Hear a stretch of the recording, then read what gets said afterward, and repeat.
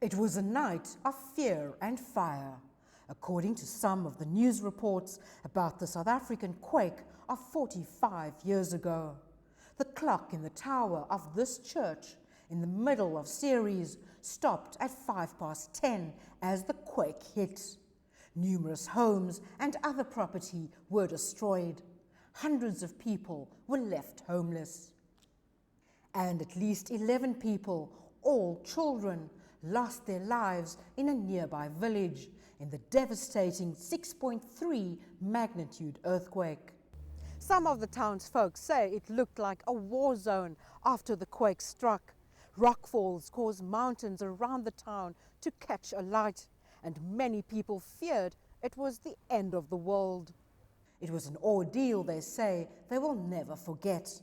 84-year-old Thelma Sillier was so moved she wrote a book about her experience called The Night the Earth Shook. Everything started shaking without any warning. My child fell off the table, and everything fell off the open shelves, like jam, cups, saucers and plates. And suddenly, it was dark.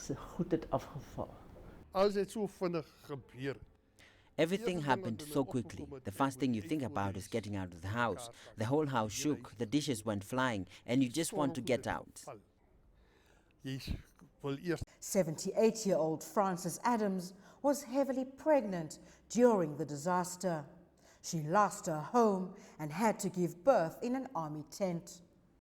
I was pregnant at the time, and when I felt the earth shaking, it felt strange and I had to hold my tummy. I didn't know what was happening, and I was afraid something bad would happen to me.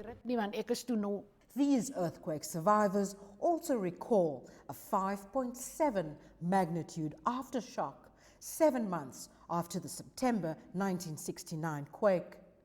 They were surprised to hear of the 5.5 magnitude quake which struck the northeastern part of South Africa earlier this week. They say it's an experience they would not wish upon their worst enemies. I don't wish that upon anyone because it's a strange experience for us. You hear about it in other countries, but if you do not experience it yourself, you don't know what it means because everything is upside down. I felt very sorry for those people because I know what it felt like on that day. We cried bitterly because we had no idea what was happening.